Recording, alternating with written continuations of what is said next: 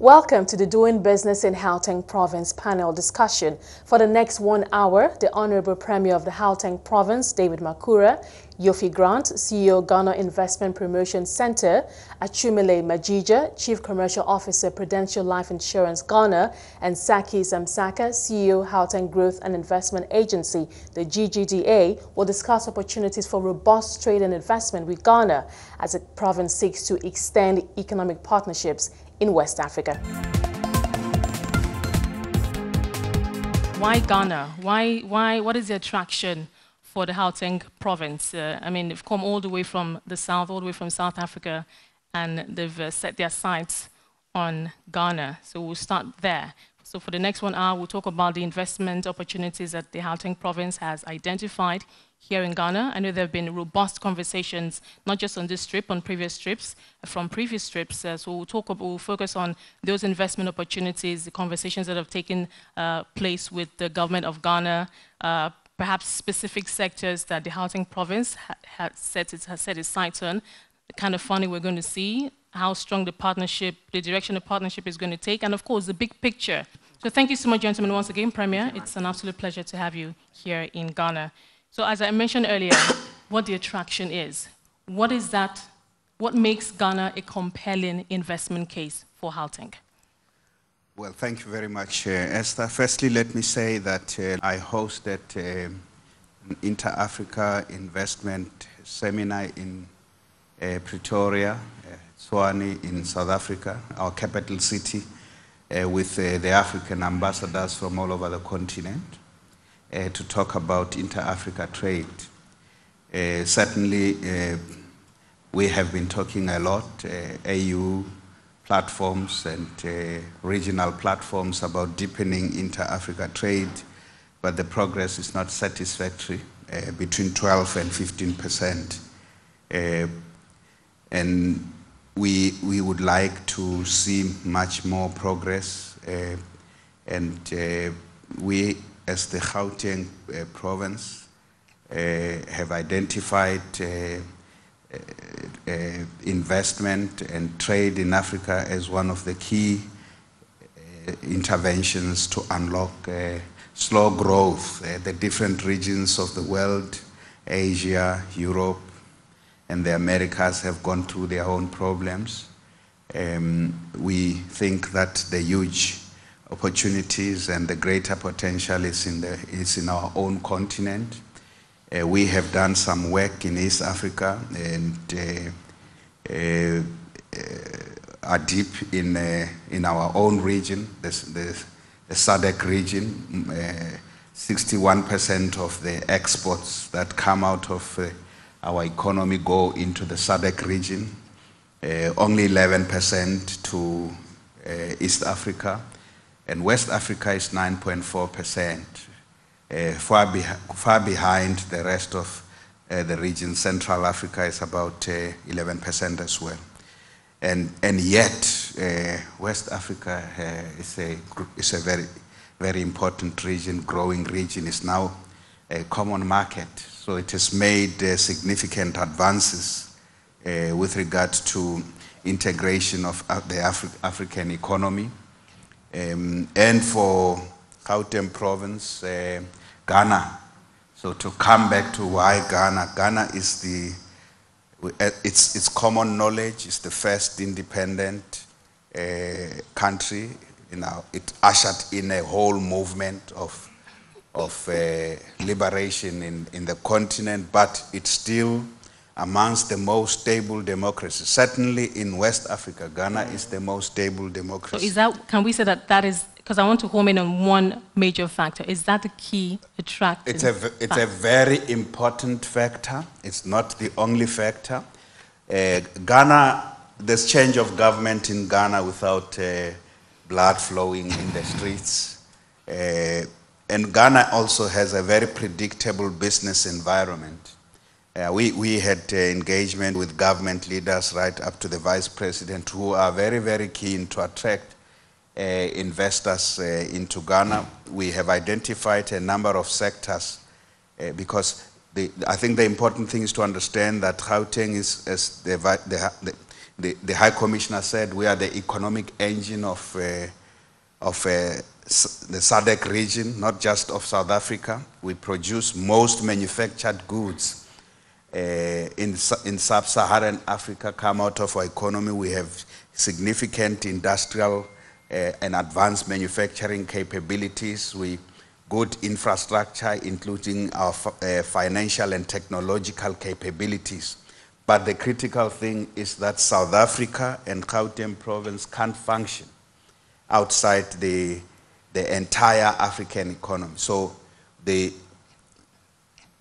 have found that it is much easier. We have a lot of businesses already that are located here in Ghana. All of them tell a very good story about how easy it is to establish a business in Ghana. And the trouble, of course, there's trouble everywhere. There's policy uncertainty and political problems, sometimes security issues in the different parts of our continent. But Ghana is very distinct. If I was a businessman, and I'm not, I'll bet I'll put my money in Ghana. Okay.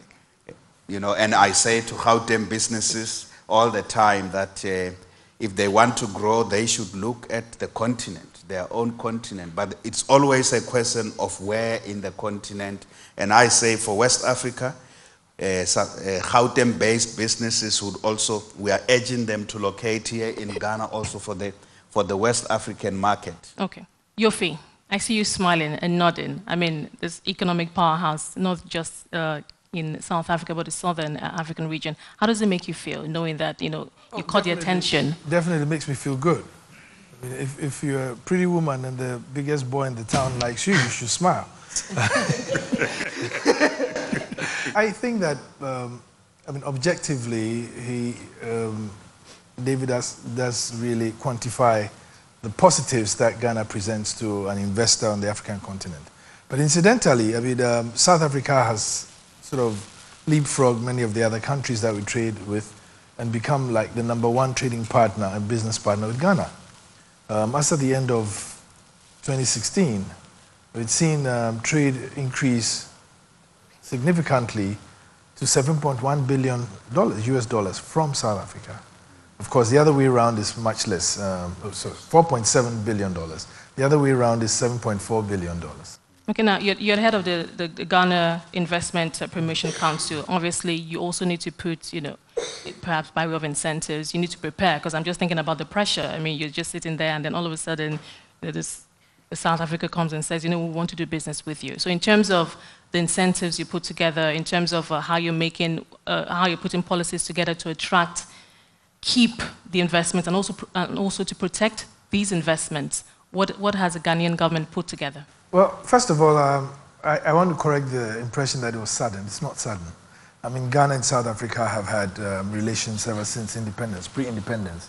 And if you think of historically the two most important people on the continent, the names that will come up will be Kwame Nkrumah and Mandela, in a way. So there seems to be some natural connectivity between the two countries. But having said that, we've seen South African businesses in Ghana over the past 10 years that are doing pretty well. In the construction space, we've seen Brawl, we've seen WBHO, we've seen Atterbury doing very well. In the retail space, we've seen ShopRite, we've seen Game. In the banking space, there's Stanbic, there's Prudential, there's Old Mutual. So I think that they've done their homework well. They've looked at all the parameters and the metrics that would position a country as attractive. And I believe that in West Africa, Ghana stands clearly ahead of most of them. It's the best place to do business by the World Bank in West Africa. And Ghana itself, we are repositioning as the beachhead or the entry into West Africa. And yes, we are engaged in quite a number of significant reforms and ease of doing business reforms to make the market more attractive. Our president has clearly declared that we are moving away from aid to trade. And it's a clarion call to the rest of Africa. And Ghana, I think in the early days, was the poster boy of African political, renaissance and aggression. But now, that is all going to be economic. We have clearly indicated that we are going to drive the economics of the region, sub-region, and then into the continent. And so I think that we are saying the right things, and we will do the right things. And South Africa and Gauteng have identified that. I mean, incidentally, it's interesting and instructive that the group is here this week, because we were in South Africa last week with a group of 31 business people to investigate opportunities and make matches and trade, etc. And it was very good. And I was surprised that even before we had stepped on the flight to come back home, I got a message that the Premier of Gauteng was looking at coming here. But as I said in South Africa, Ghana is cool. I like that word, cool. Saki, let me bring you in here. You're the head of the Gauteng Growth and Development Agency, and we've heard a lot about, we've thrown these words around: opportunities, trade, and investment. Let's talk specifics now. What are the sectors? I know there have been conversations that have gone on, not just on this trip, but previous trips also. So tell us, just share with us those sectors that Gauteng Province has identified here, the kind of talks that have gone on, and if there are any projects in the pipeline, are there going to be any big announcements soon? We were here in January, but before January, I think about 3 years ago, there was a country-to-country visit. And for us, one of the things that we've really tried to do is to look at few areas, be consistent about them, and do what we promise. So in January, when we were here, we said we'll come back to follow up on the things we promised. We came with certain business people who had interest in certain areas, and it's the same thing even now. Let's talk about the insurance space here in Ghana. You're also a foreign investor here in Ghana. Let's talk about the kind of business environment you've been playing in the last, since Prudential Life Insurance came here to Ghana. Cost of doing business from a policy perspective, regulation. Are you satisfied? What has the experience been, the Prudential Life experience been here in Ghana? For us, we've been here since 2014 October. So it's been about 2.5 years. And surprisingly, Ghana was not our initial market that we looked at. The same mistake that is made by other people when they look at Africa, the first thought is Nigeria, if you want to move into Africa. And we've been in Ghana for 2.5 years now. And the company we acquired was ranked number 15 from a life insurer point of view. 2 years later, we're now number 5. Market share growth from less than 1% to 5% within 2 years. So the environment has been very welcoming, the consultation, the regulators. So sometimes you find that the regulation is trying to get to the same level as the UK or as South Africa. So what we've come and said, let's just come and show you how we've done it in other markets, but not be arrogant about how we've done it in other markets, because this is more localized and you need to adapt to the environment. And what was the response? So, for instance, with the UK companies, they're always very conservative in their approach. We were worried about KYC and money laundering rules and anti-bribery and corruption. And we're the first ones to go to the regulator and said, we don't have these controls in place in this market, but this is A, B, and C that we'll be doing in the next couple of years. And they were like, no, relax. We are looking at the likes of you to show us how it is done. And being at the forefront of those controls and rules and the governance that you show them has made it easier for us to interact with the powers that be.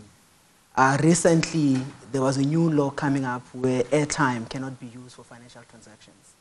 And for us, that is 50% of our market. That is 50% where people buy insurance using airtime on a day-to-day basis. And that is also in line with the financial inclusion policy, where people who can't afford normal insurance can come in at a cheaper amount, and they are paying like less than $1 a month, and they are insured. And what we then got in, we got in over 1.2 million customers are on that platform. So there are opportunities. We've also looked, okay, let's not look about how much we're making in the country, but how can we help advance insurance awareness? Because if you look at the penetration levels for insurance in Ghana, it's less than 2%. South Africa is at 11.5, Kenya is just less than 4, but Ghana comes in highly, but it's still less than 2%, so there's potential.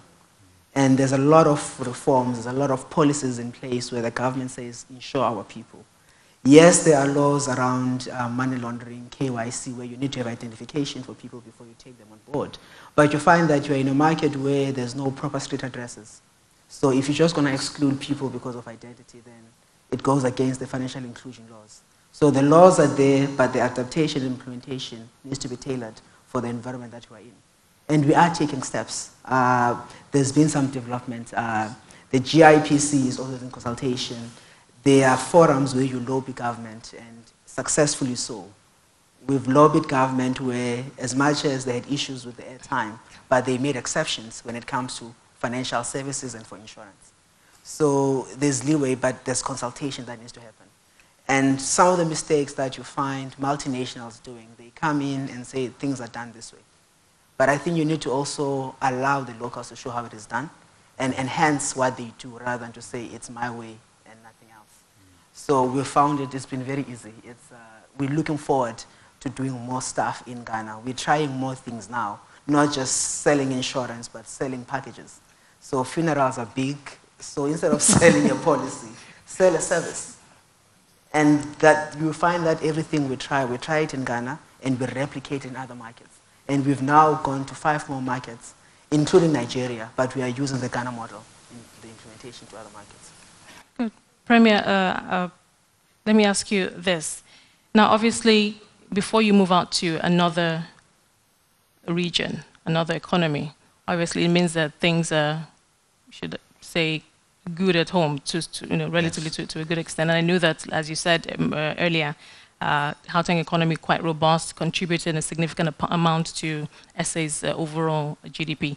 Tell us, just briefly, share the Gauteng experience with us, for those of us who may be listening to you for the first time, in terms of how Gauteng got to the point where it became a very robust economy, such that to the extent that it can now move out and say, you know what, we want to forge stronger economic ties with the rest of Africa. I think one historical fact we share with Ghana is that we are the gold producing hub of South Africa's gold mining industry.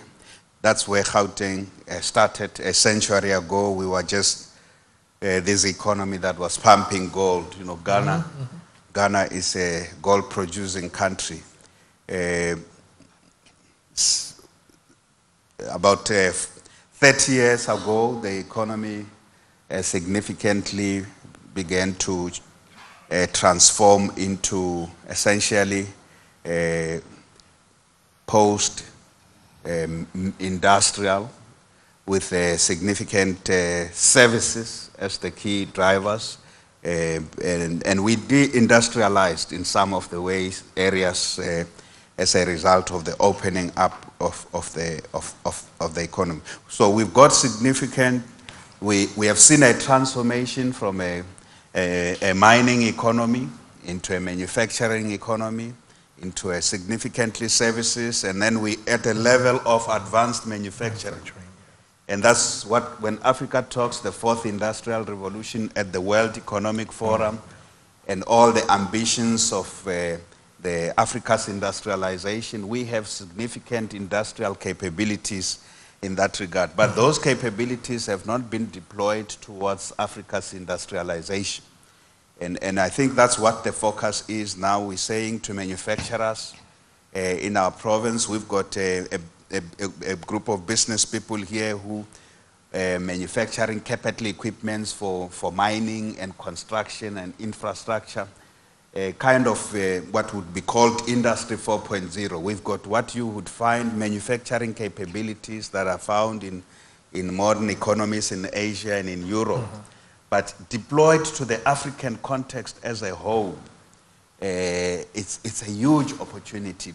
Bringing that manufacturing capability, not just come here and sell capital equipment, manufactured goods done in our economy, but to start to set up for manufacturing in Ghana, to produce some of the, Ghana is a significantly resource economy, mining economy. The meetings we have been having today really open up opportunities. Instead of all the talk that Africa must process its mineral resources, we kind of breaking path. Governance is important, and I speak coming from government, that we in government needs to ensure that there's predictability, but we also need to address issues of corruption.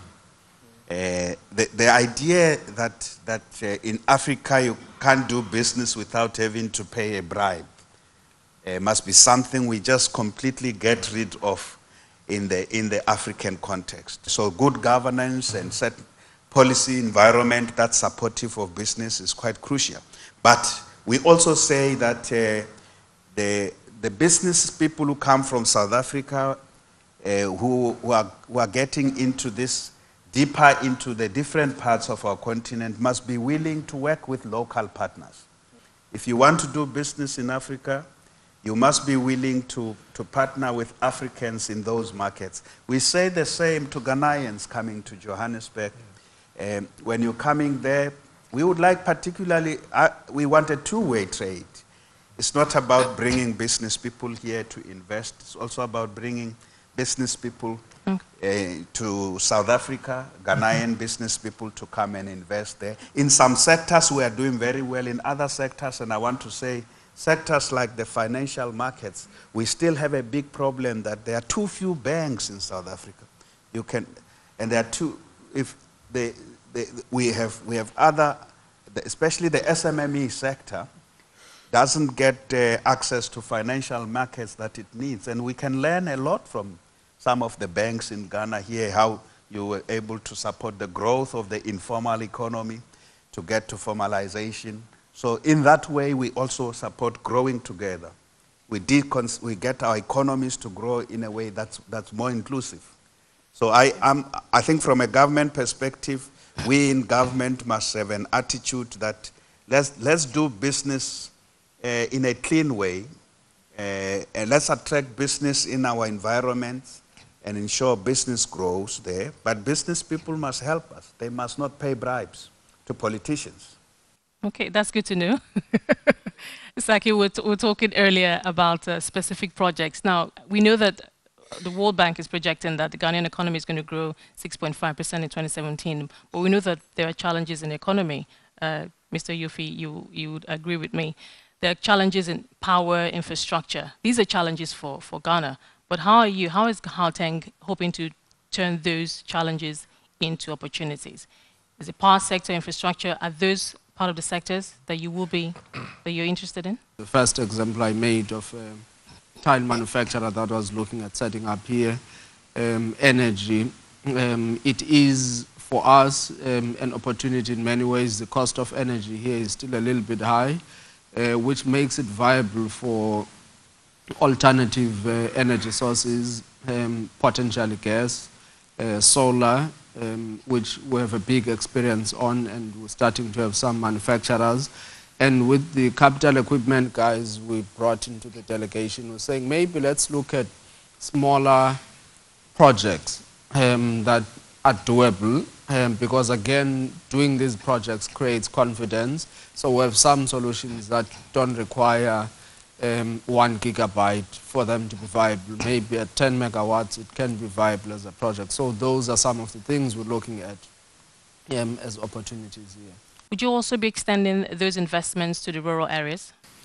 It's always going to be a financial consideration.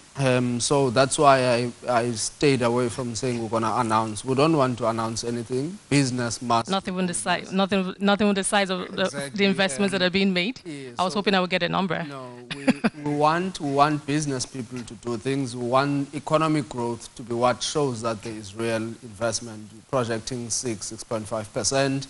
If the economy grows at a rate faster than that, it shows that there's new activity coming. In South Africa, I mean, we would be very happy to get 6%. At the best of times, we're hoping for 5%. Again, we're now projecting just about 2%. So we're doing these initiatives, and what we want to show is bottom line for government, which is economic growth, employment, but for businesses, for them to have viable projects here. We don't want them to say we went there because government thought these were the viable sectors. They must do their due diligence, but as they do that, they must know that we believe these regions make sense, we believe there's security of supply for some of the inputs they want, we believe there's rule of law, we believe it's easy to do business. Yofi, let me bring you in here. Let's talk about the other side of the coin now. We've talked about Gauteng's interest in Ghana. Let's look at the other way around. what interests does Ghana have in South Africa, in the Gauteng province or South Africa as a whole? Tell us about the amount of the kind of investments that have been made already, and from the recent conversations, what has come out of that? Well, like I did say before, we've had South African businesses in Ghana some 20 years, and we've had Sanlam in enterprise insurance for more than almost 20 years, and they've learned and they've understood how to do business here. And then subsequently, we've had the other players come into the construction real estate sector. So that gives us the comfort that they understand how to do business here. So taking businesses down to South Africa should be the add-on. What are the expectations? Investment, of course. And like the Premier said, not just to sell, but also looking for investors. So we have businesses that went down looking for partners in their businesses to create mutuality across both markets. And then, of course, there's some too who are looking at trade opportunities, because there are products that are both unique to both countries that you will not get. So how much of Ghanaian cocoa goes to South Africa for the manufacture of beverages and cosmetics or chocolate? How much of our fabrics, our local fabrics, go down there? And I was surprised that in one of our engagements, we had a South African who had made mufflers out of the kente cloth, which is pretty unique. And I thought that was amazing. I mean, the Premier is wearing nicely kente look-alike, but I can bet that that fabric comes from China. What we will do is to give you the original authentic kente, and you won't wear this shirt again. So, you know, there are opportunities across that we need to wear. And it highlights exactly what Ami said, not to embarrass you, but it highlights exactly what we said, that I think within Africa, the intra-Africa business opportunities now, and there's so much of it. I mean, with an internal trade of between 12 and 15%, that's woefully inadequate. But there are other things that definitely would open up the space, and he mentioned governance. So we have free skies policies all across the continent, but it's easier to fly to Europe than to fly within West Africa. You know, so those are some of the barriers that we need to confront to open up West Africa. I mean, we in Ghana as a government have decided that we are going to open up. We will do the necessary reforms, we will put in the necessary government structures, and we will even put in all what it takes to nip corruption in the bud. So for example, because land is such a critical issue, the government is engaged in a significant digital program to digitally map up every square meter of this country, to have a unique digital address. That will also be fed into a national database that will capture everybody who comes into Ghana biometrically. So all these would improve the engagement between the citizenry and the government, and eliminate as much as possible the human factor. Like I keep saying, I mean, it's human beings who ask for bribes, machines don't. You know, they only process. And as much as we can remove to make sure that processes go on unencumbered by the human factor, we would significantly remove the opportunity for corruption. And so a lot of what we are doing in terms of even reforms are digital. Like, for example, the Ghana one single window, what they call the single window project at the ports, is aiming at beating Rwanda, which has 8 hours to clear goods from the port. We're saying we sure can progress and do better than that. And since we have set ourselves the very enviable target of being the best place to do business in Africa, we do a lot of peer-to-peer analysis. So going to South Africa is also a learning experience. What are they doing? What have they done? I mean, we went to the Dubai port in Durban to see how they have modernized and how we can learn from that. Going to the Western Cape, we're also looking at significant tourism opportunities. How do we leverage on that to create synergies between Ghana and the Western Cape, or in fact the whole of South Africa? I mean, I was pleasantly surprised to learn that in the West Cape alone, they manufacture over 600,000 vehicles annually. So if we want to bring that sort of manufacturing expertise to Ghana, you need to go there, see it, and face to face and see, how we can actually bring that here. Because we look at Ghana not just as the Ghana market. We look at Ghana as the entry point into West Africa, a market of over 350 million people with 16 countries in ECOWAS at varying degrees of development. And because we uniquely have that advantage of being politically stable, economically okay, and we are positioned, we are in the center of the world. Ghana is in the center of the world. Take latitude 0, longitude 0. Is Ghana. it? You know, so we have these soft benefits or, you know, opportunities that we can harness into bringing business into West Africa through Ghana. And most of our reforms are geared towards that. And to open up to manufacturing, open up to value-added processing of our natural resources, manufacturing mainly for the West African sub-region, adding resources to create jobs also for our people. And I think that there is a stronger synergy between South Africa and Ghana in business right now than in any other African countries.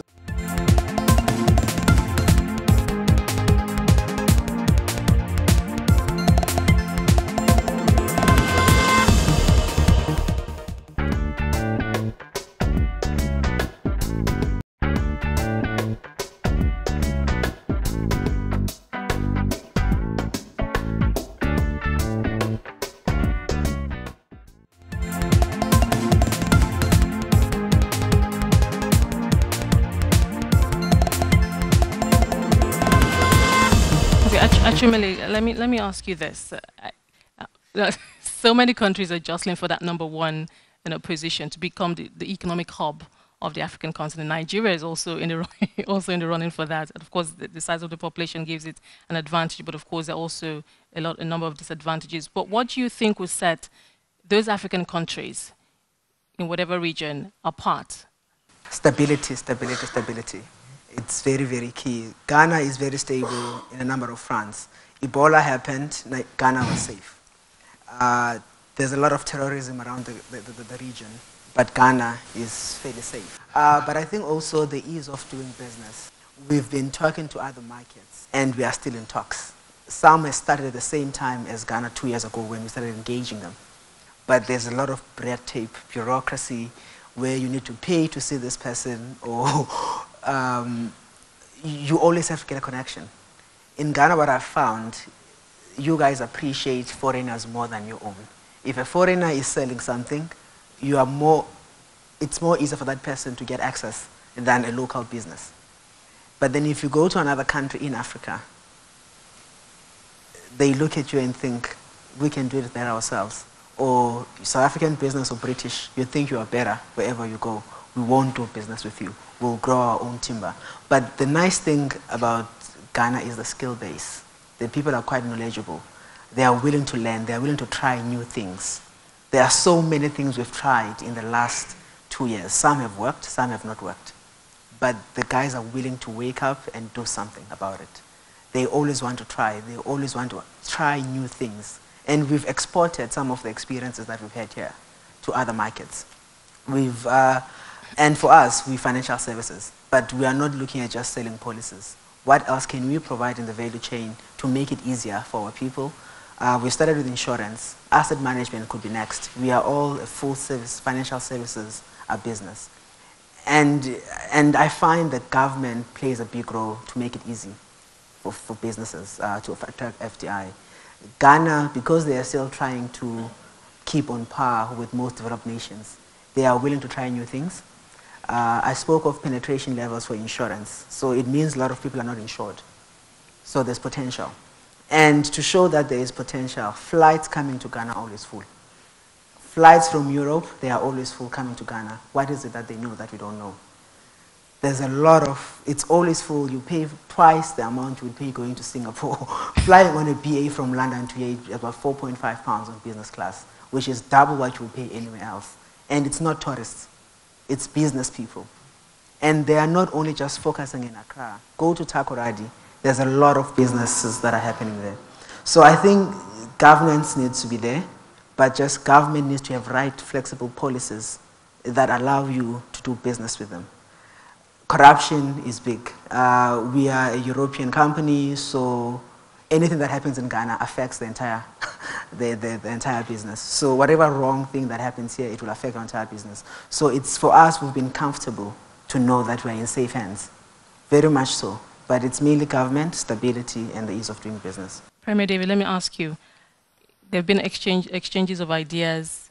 I know that also we're looking to also look at the skill sets too, developing human capital, I suppose, on both sides. But what would you say are some of the lessons you've learned from your interaction with the Ghanaian government? I think the discussions we have had have been very useful because they first reinforce the common commitment by the founders of African independence, Kwame Nkrumah and Nelson Mandela, that essentially the strength of our continent is in working together.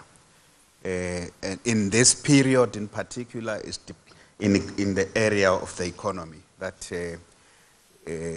I often think that we should not emphasize which part of the continent is a hub, but I would say we're not fighting to be the hub of this. There are different strengths. I think there are very distinct things in West Africa. If you look at West Africa, there are very distinct things that you wouldn't find in the South, you wouldn't find in East Africa. So for African integration, what we should do is to allow the different regions of our continent to play their full distinct roles. And we should invest in infrastructure, in skills, to help our business people. Those who are looking for a specific type of business should know that we will focus on West Africa. And then the others will focus on East Africa and so on. So, of course, there are common things we share. Africa has got a youthful population that is increasingly getting educated. If you look at West Africa has got no skills problem. In fact, there's more West African working population is more educated than the other regions in our continent. The mineral resources, 70% of the world's mineral deposits are in Africa.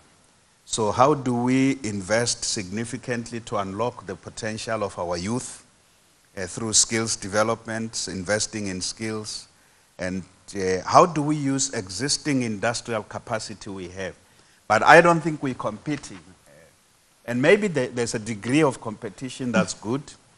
But in a sense, we would say, how do we have the South and the West of our continent being the catalyst of industrialization?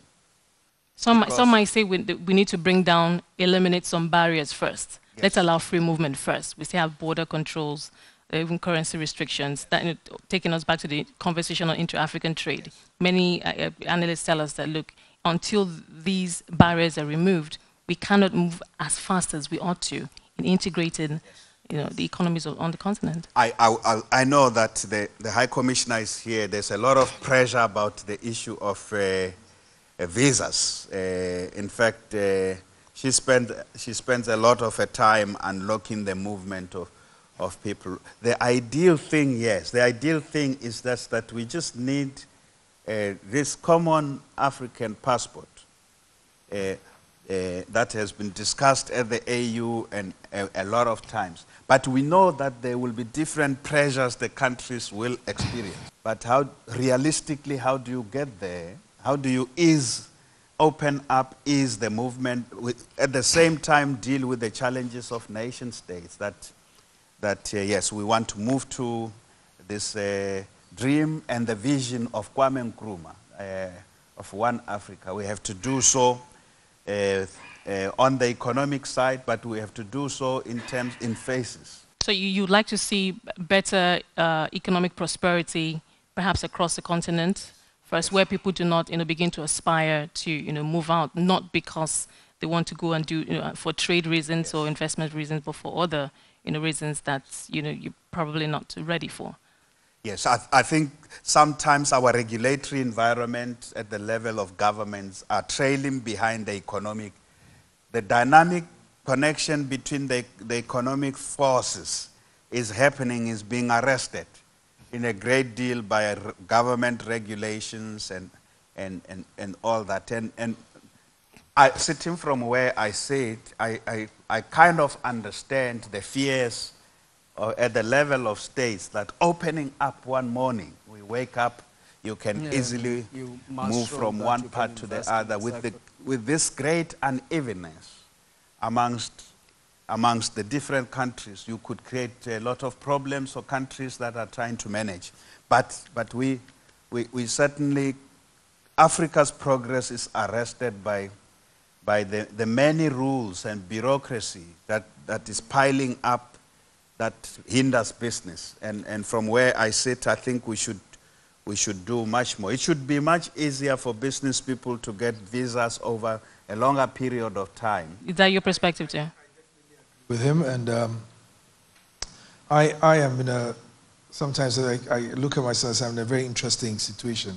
After almost 30 years of investment banking, and now getting to work with government, and how to change the mindset that I have into that of governance. And I keep saying, no, I need to change the mindset of those who are in politics to understand how we can achieve those outcomes. And yes, the Premier said it right.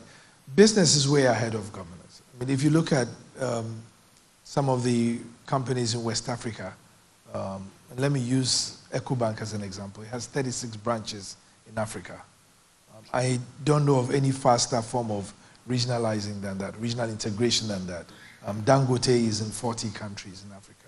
That's regional integration. Stanbic, you know, you're finding them all over. Absa through Barclays is all over the place. And so I think the governments need to learn from some of these private sector players what's going on. But I also believe that the political will is there. We are seeing a lot of governments looking at reforms because they understand that you need to reform the business sector to be attractive. And they are understanding that because of the low levels of capital formation, investments are important. And so we are hearing the right noises, but probably not fast enough. There are all sorts of talks at the AU level for creating the Continental Free Trade Agreement, such that the whole of Africa becomes a free trade agreement. But yes, the challenges are there. Sovereignty, you know, the problems of nation states, like the Premier said. So if Ghana becomes a very prosperous, relatively prosperous, thriving economy, what does that do for migration across the West African sub-region? So how do we mitigate against that? But I think that we learn from the experiences of other places that have done that. These challenges are going to be there all the while, but I still dare say that intra-Africa trade offers the best hope of elevating the continent economically. A continent where probably 60% of the continent is below the age of 35 means a population that are just waiting for things to be right. A great consumer population, a great market waiting to happen. And if we do not create the policies that would empower the youth, or at least give them hope, then the continent is sitting on a dangerous time bomb. And I think that can only be resolved when the governments take the examples of the private sector in regionalizing and integrating and follow them. Now, Saka, let me ask you, as the Gauteng province economy expands, already an economic powerhouse, but obviously you have a lot more ambitions. Let's talk about what the big picture is as you move out into the West, as you forge this, you know, economic and trade and investment ties in West Africa, and I suppose in other regions also. What is the big picture? What 10, 15, 20 years from now, what would be said? What do you want to be said about the Gauteng economy? Well, firstly, we, like many parts in the world, are battling with certain things. Inequality is a challenge, unemployment is a challenge, shared prosperity is a challenge. So those are the things we want to address, that as the continent grows, as the world grows, more people benefit out of it. But for me, there are two, I think, pretty basic but important principles. The first one is the mantra, goods follow people.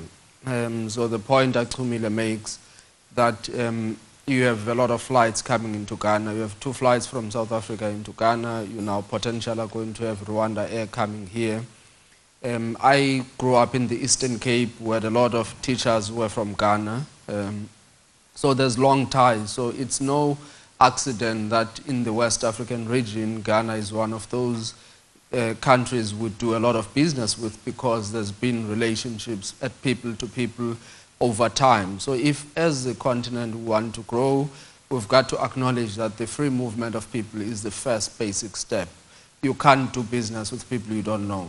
You can't sell something to Ghana if you've never been there. So for me, that's a very important principle. The second one is that we mustn't try to make our countries attractive to foreign investors. Let's make them attractive for us to invest, because nobody's going to invest in a country where you as a citizen don't want to invest.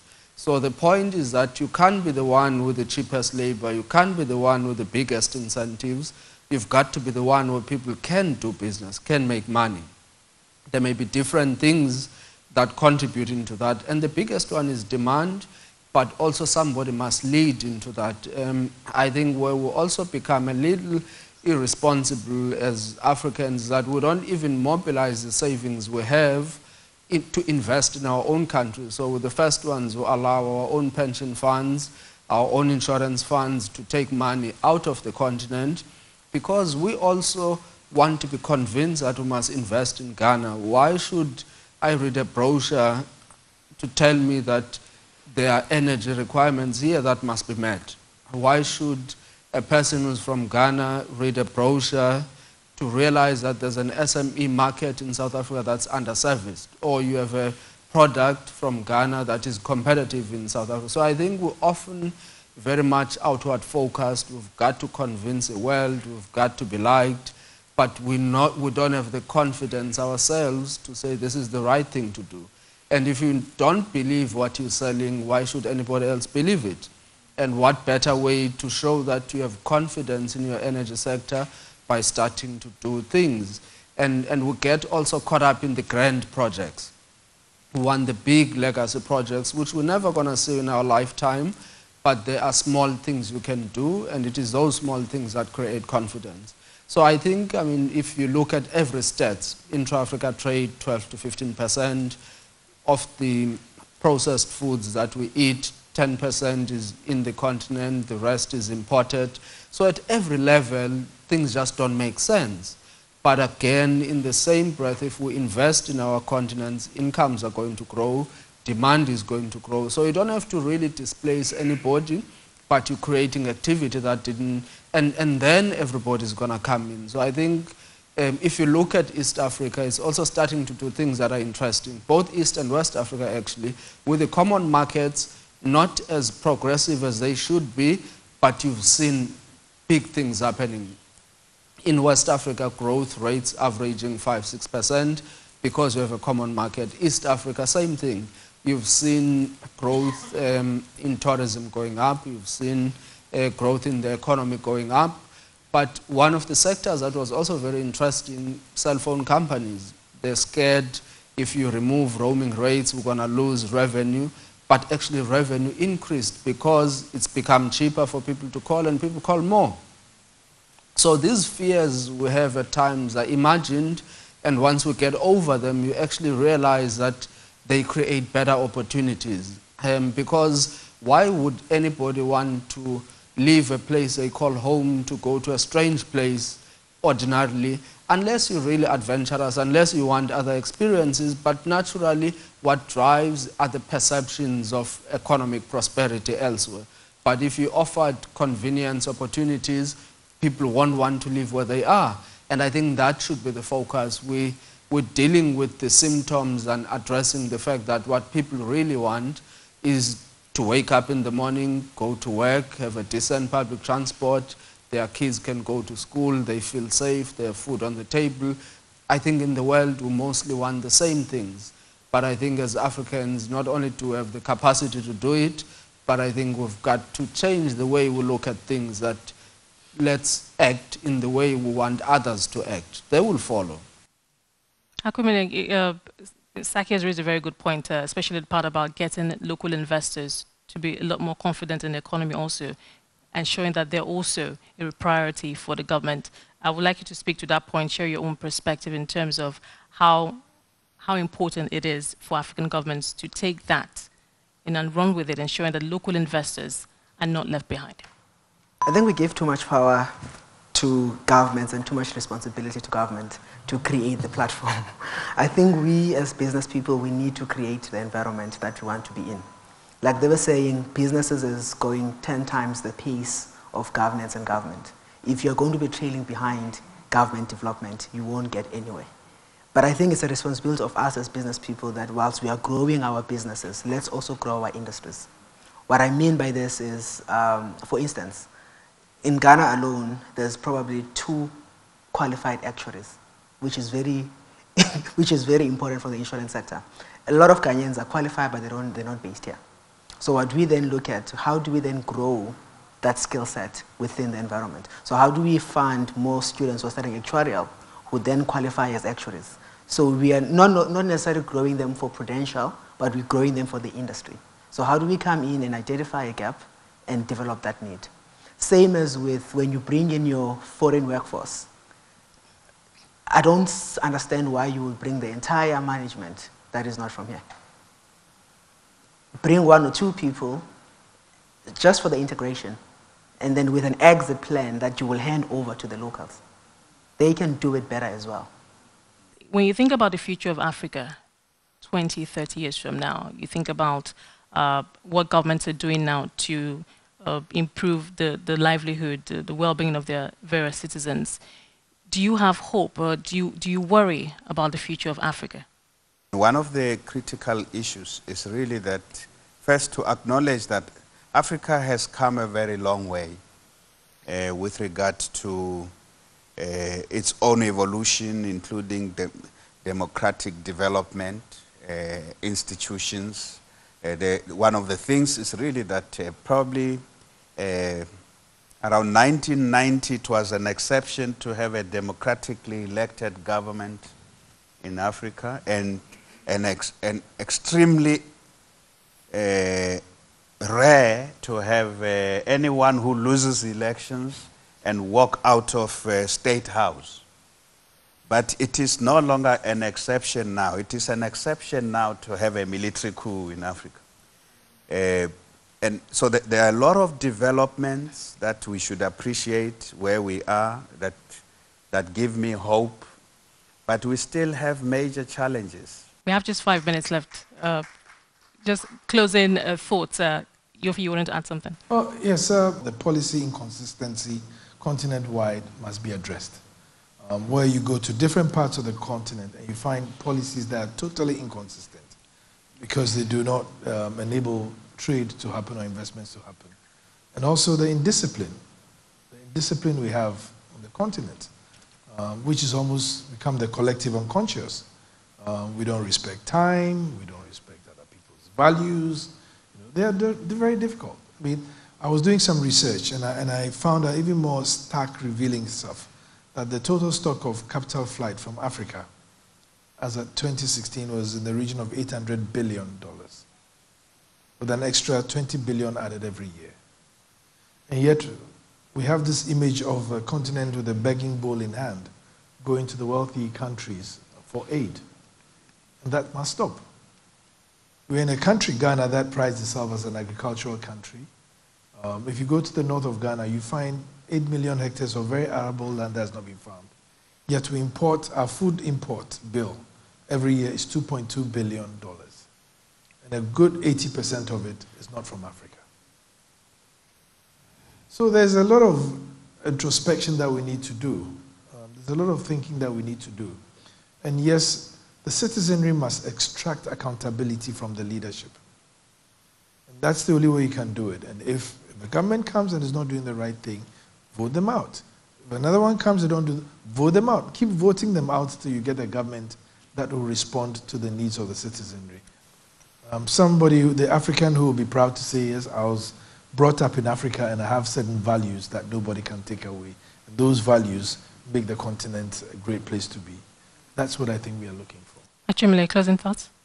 Yes, we exist in a global village, but let's not adopt policies that have no meaning to us. We want to exist within the global context, but we come up with policies and we adopt them. Comes implementation, they don't work here. Let's do Africa the way we want Africa to be without pushing a European agenda or an Asian agenda. Let's grow our continent. Saki? I think certain small things we've got to get right to be practical about doing business. I think you mentioned one of them. You call it policies, but for me it's more like we have got to create institutions and create consistency and predictability. One of the things about the world and the way we all operate is that we generally want to know what we're getting into. So big brands in the world, if you want a certain soft drink, you know what you're going to get. It's consistent. That is the quality.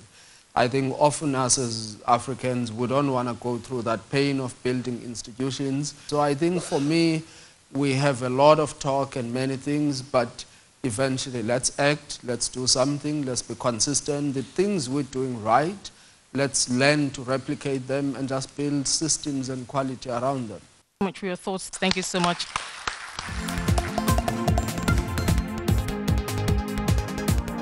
That's a wrap on the Doing Business in Gauteng Province panel discussion on CNBC Africa. Thanks so much for watching. Bye for now.